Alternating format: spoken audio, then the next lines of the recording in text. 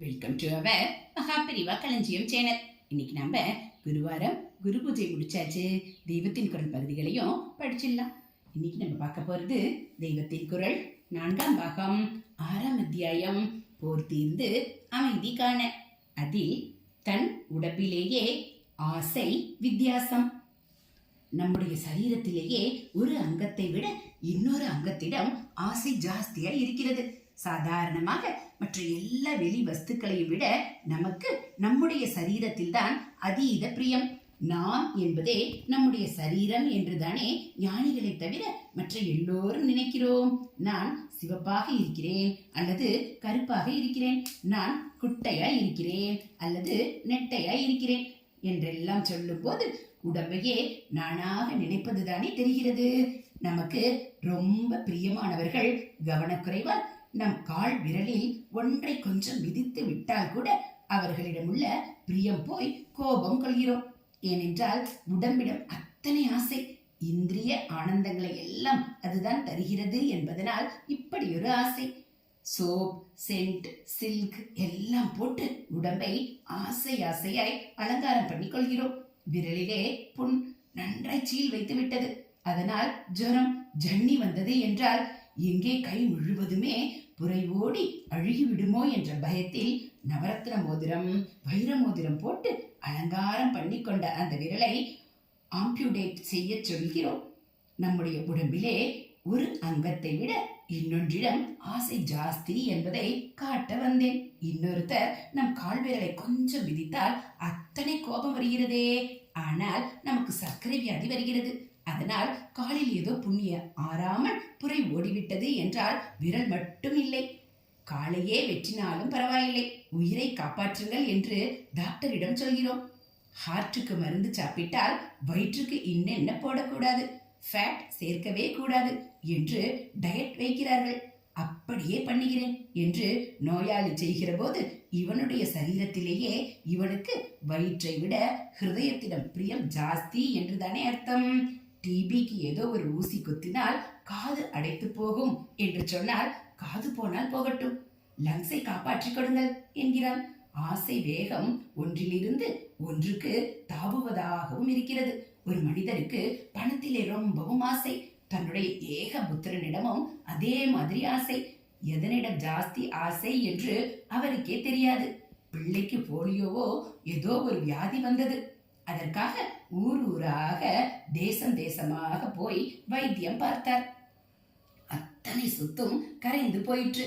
பார்த்து பார்த்து சேர்த்த சொத்தை விட பிள்ளைதான் முக்கியம் என்று தெரிந்தது. அதாவது பண ஆசையை விட பிள்ளை ஆசைதான் பெருசு என்று தெரிந்தது. ஈஷனா திரயம் மூவாசை என்பார்கள். வித்தேச்சனா, புத்திரேஷனா, தாரேஷனா என்று 3 ஈஷனைகள். ஈஷனையில் இருந்துதான் ஈஷிக்கொள்வது என்ற வார்த்தை வந்திருக்கிறது. அதாவது சமைத்த பதார்த்தம் 10, பற்று என்று பாத்திரத்தில் ஒரே கெட்டியாய் ஒட்டிக்கொள்வது போல ஏற்படும் ஆசைதான் ஈஷனை. இரண்டும் பற்றுதான், பற்றி கொள்வது ஆசை. வித்தேஷனா என்றால் பணத்தாசை, புத்திரேஷனா பிள்ளை பாசம், தாரேஷனா பெண்டாட்டி மோகம். பிள்ளையின் இளம்பிள்ளை வாதத்துக்காக இந்த மனிதர் ஆஸ்தி பாஸ்தியை கரைத்ததில் இவருக்கு வித்தேசனையை விட புத்திரேஷனை பலமானதாக தெரிகிறது. அப்புறம் அந்த பிள்ளைக்கு உடம்பு ஸ்வஸ்தமாயிற்று. ஆனால் பெண்டாட்டி போய்விட்டார், 2ஆம் கல்யாணம் பண்ணிக்கொண்டார். கொஞ்சம் காலம் கழித்து என்ன ஆயிற்று என்றால், இளையால் வார்த்தையை கேட்டுக்கொண்டு ஆதியில் அத்தனை அருமையாக காப்பாற்றிய பிள்ளையை அடித்து விரட்டிவிட்டார். மறுபடியும் ஒரு ஆசையை இன்னொன்று முழுங்கிவிட்டது. புத்திரேஷனையை விட தாரேஷனை பெரிசாகிவிட்டது. அப்புறம் அவருக்கு வயிற்றிலே என்னமோ உபாதி வந்தது. நிரம்ப சிகிச்சையை கொடுத்து சரி பண்ணி, ஆனாலும் இனிமேல் ரொம்பவும் கொஞ்சமாக ஆனாலும் புஷ்டியுள்ளதாக பாதாம் ஹல்வா, பால்கோவா மாதிரி தான் சாப்பிட வேண்டும் என்று டாக்டர்கள் சொல்லிவிட்டார்கள். இப்போது என்ன பண்ணினார் என்றால், ஏற்கனவே சொத்தும் ரொம்ப கரைந்து விட்டதால் விலையுயர்ந்த இந்த ஆகாராதிகளை அந்த பிரிய பத்னியின் கண்ணில் கூட காட்டாமல் தான் மட்டும் மூடி மூடி சாப்பிட ஆரம்பித்தார். அதனால் தாரேஷ்ணையை விட தன்னிடமே உள்ள ஆசைதான் பெருசு என்று ஆயிற்று. அப்படி தானாக நினைத்ததிலும் பல அம்சங்கள் ஒன்றை விட ஒன்று அதிக ஆசைக்குரியதாக உள்ளன என்பது இதற்கு அப்புறம் தெரிகிறது. அந்த மனுஷருக்கு ஹார்ட் அட்டாக் வந்தது.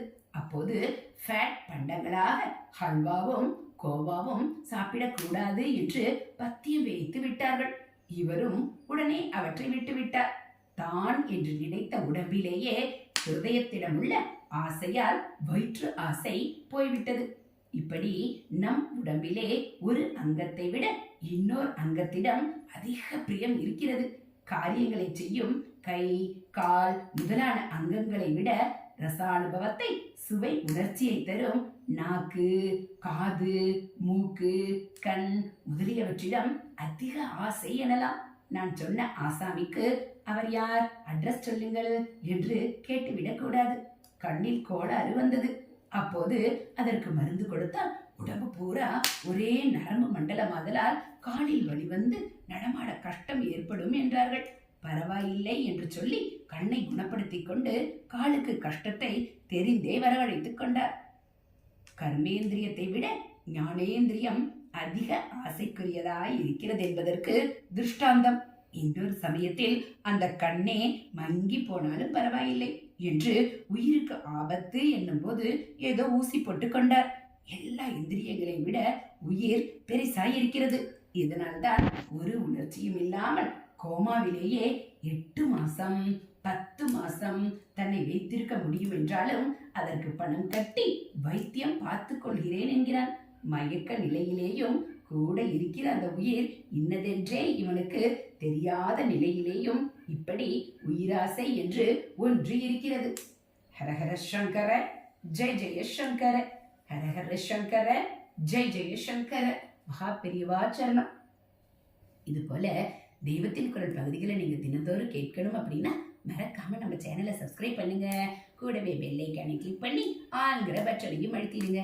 நம்ம சேனல்ல வரக்கூடிய தெய்வத்தின் குரல் பகுதிகள், ஆன்மீக கதைகள், மகாபெரிவா மகிமை எல்லாம் உங்களுக்கு பிடிச்சிருந்தா ஒரு லைக்கும் கமெண்ட்டும் கொடுத்து உங்களுக்கு தெரிஞ்சவங்களுக்கும் ஷேர் பண்ணுங்க. தேங்க்யூ.